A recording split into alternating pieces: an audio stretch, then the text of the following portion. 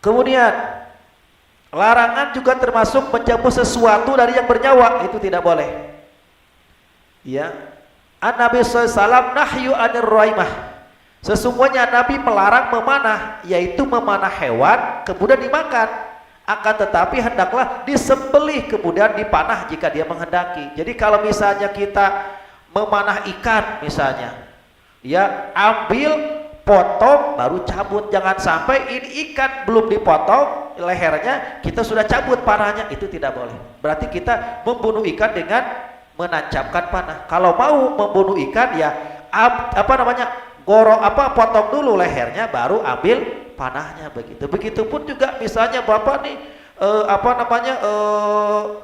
memanah rusak misalnya, atau memanah apa nih kira-kira kalau di hutan misalnya, yang jelas bukan B2 lah, kalau B2 kan haram, rusak misalnya, atau mungkin kambing hutan udah dipanah. Nah Bapak jangan dulu langsung cabut panahnya, potong dulu itu kambing, potong dulu itu rusak, baru cabut panahnya. Jadi jelas-jelas dia mati itu dalam keadaan sudah mati baru cabut. Yang tidak boleh itu adalah dipanah baru dicabut sedangkan dia masih hidup. Itu termasuk membunuh dengan cara yang tidak dibenarkan dalam Islam. Kemudian, nah ini juga termasuk adab-adabnya, menyembelih binatang. Ya, yang disebabkan apa yang disebutkan oleh salam itu adalah memerintahkan untuk menajamkan dan menyembunyikan dari binatang. Jadi kalau kita mau motong binatang itu jangan dekat. Kita motong kambing, di sampingnya ada kambing, itu tidak boleh. Harusnya itu ditutup pakai tirai supaya yang dipotong itu tidak dilihat sama teman-temannya. Kenapa banyak, mohon maaf nih, banyak sekali di beberapa tahun-tahun ke belakang ya terjadi kecelakaan tatkala memotong hewan kurban. Apa penyebabnya apa? Nah ini di bawah nih, nanti di berikutnya ya. Ada penyebabnya. Di antaranya apa? Dia tidak mengetahui adab-adab pada saat memotong hewan kurban. Nah, di antaranya ini nih. Rasulullah SAW disunnahkan kalau memotong hewan kurban itu pertama di hadapan binatang. Ya, artinya tidak menyembelih di hadapan binatang. Kalau kita mau motong kambing, jangan di depan teman-temannya kambing.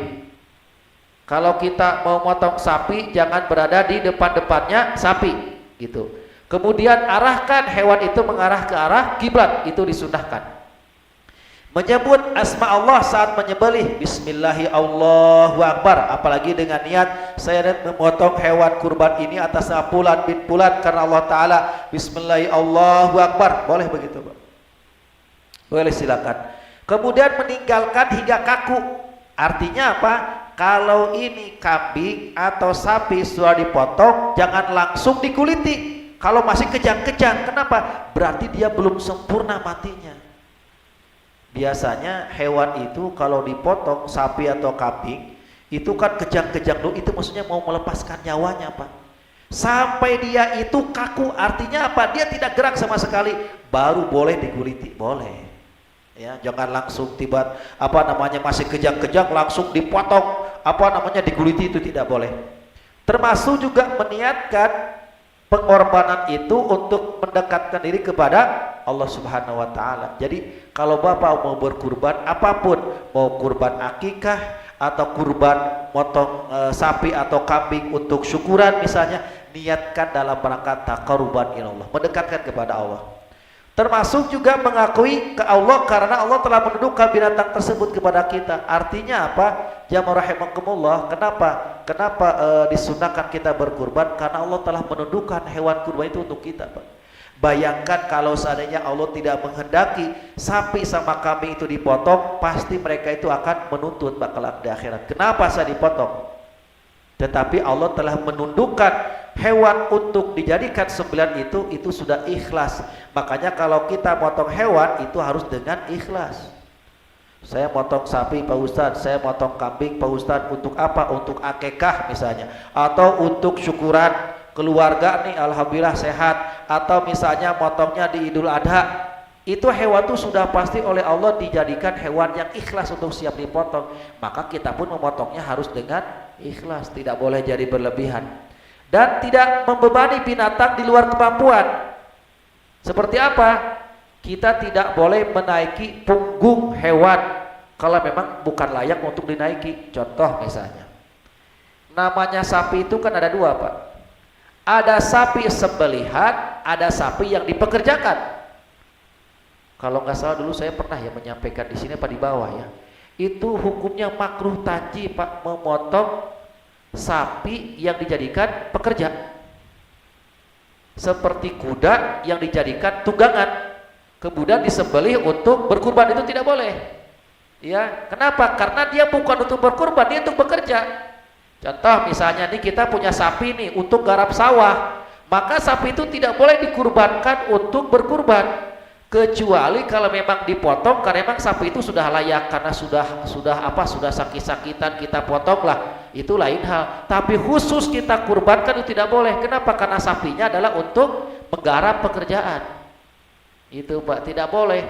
Kemudian kita punya sapi, dan sapi ini adalah sapi untuk berkurban, kita naiki, nah itu juga termasuk membebani, tidak boleh, Pak. Kecuali kalau memang sapi itu dipekerjakan. Kayak kuda misalnya, ada kuda yang dipakai untuk kerja seperti delman misalnya, tapi ada juga yang memang kuda ini ya untuk hiburan saja, maka itu beda peruntukannya dan tidak boleh membebani. Begitu, hewan itu sesuai dengan kemampuan, tidak boleh menaiki punggungnya kecuali memang perlu, dan tidak memerah susunya kecuali yang tidak membahayakan anaknya. Maka tidak boleh kita memerah susu kambing atau susu sapi betina yang sedang mengandung, tidak boleh. Kenapa? Karena susunya itu buat nutrisi kandungan di di perutnya gitu. Jadi Islam itu luar biasa, Pak. Tidak boleh kita merah susu sapi yang sapinya sedang hamil, atau merah kambing etewa betina yang kambingnya sedang hamil, itu tidak boleh, Pak. Kenapa? Karena ada hak buat anaknya dalam kandungannya. Wallahu a'lam bishawab. Monggo tanyakan, silakan. Satu atau dua. Ya, berkaitan dengan berbuat ihsan, termasuk dalam membunuh, termasuk dalam memelihara hewan, dan juga termasuk dalam kisos. Ya, monggo silakan, Mas. Waalaikumsalam warahmatullahi.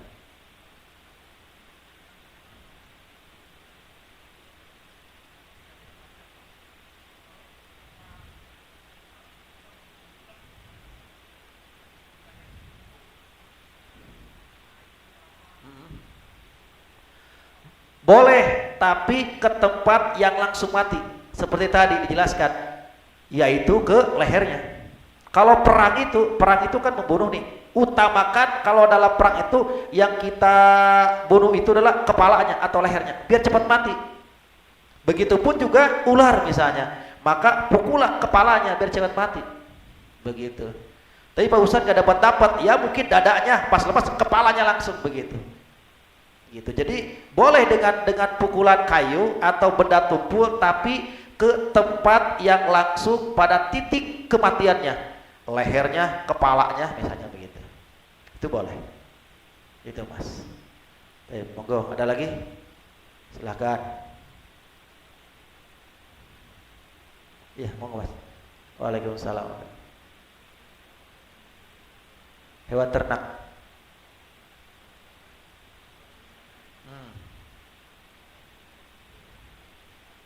Iya. Bagusnya dijauhkan. Apalagi si hewan itu tidak akan dibunuh, tidak akan dipotong. Misalnya nih, ini kandang ayam. Kita mau potong ayam satu, gitu ya. Nah, ayam yang lain ngelihat gitu kan. Ya namanya kan kita adabnya itu alangkah baiknya kalau kita mau membunuh hewan itu ya jauhkan dari tempat itu. Kenapa? Karena membunuh hewan di tempat yang di situ banyak kumpul hewan yang lain termasuk satu jenis, itu yang tidak bolehkan. Karena bagaimanapun juga hewan memang tidak punya akal, tapi dia punya insting. Hewan itu dia akan makanya kenapa kalau kita potong hewan di depan hewan yang lain, biasanya hewan yang lain itu reaksinya beda, Pak. Reaksinya beda gitu. Mungkin kalau dia itik itu kuak-kuakan begitu kan, bersuara dan sebagainya, itu menandakan bahwa dia itu kenapa kok begini melakukan begitu. Termasuk kita potong kambing di depan kambing, potong sapi di depan sapi, pasti teman-temannya itu yang si sapi atau kambing itu akan reaksinya beda, Pak. Saya sering melihat begitu, sehingga pernah ada kejadian waktu tahun yang lalu kalau tidak salah ya, potong sapi itu Ya, jadi saya bilang coba tutup pakai tirai ini. Jadi kita potong ini sapi di sini, di situ ada sapi ya kita pakai tirai lah. Jangan dilihat sama sapi yang lain. Itu pernah tidak pakai tirai, reaksi Pak sapi yang lain itu sampai kalau ya mungkin gimana lah gitu, melihat teman dan sebagainya. Allahu alam ya. Kenapa Rasulullah melarang kita memotong hewan di tempat hewan yang lain? Itu maksudnya. Makanya kalau kita mau potong ayam atau itik, alangkah baiknya tidak di depan mereka itu. Begitu. Itu adabnya. Itu Mas. Satu lagi mungkin? Ya, silakan Mas. Monggo satu lagi.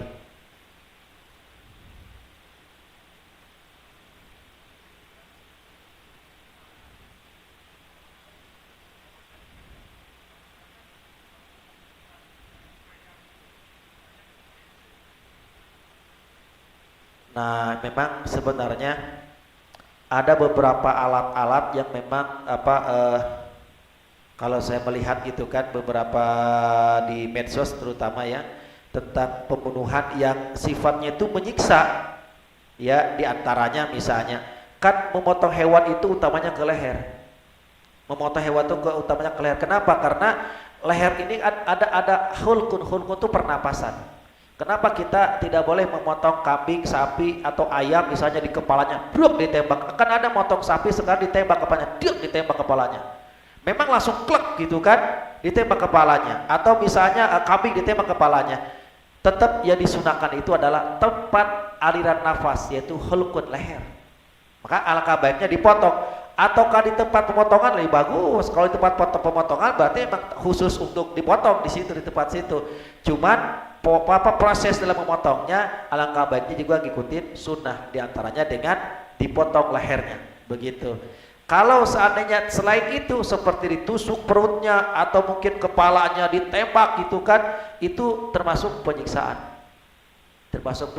karena bagaimanapun Rasulullah menganjurkan bahwa titik kelemahan untuk dipotong itu adalah leher gitu. Selain itu berarti ya membunuh dengan cara penyiksaan, ditusuk perutnya atau ditusuk kepalanya atau ditembak sekalipun itu termasuk penyiksaan. Tapi kalau dipotong lehernya memang itu sunahnya seperti itu. Karena di leher itu ada hulkun, ada pernapasan.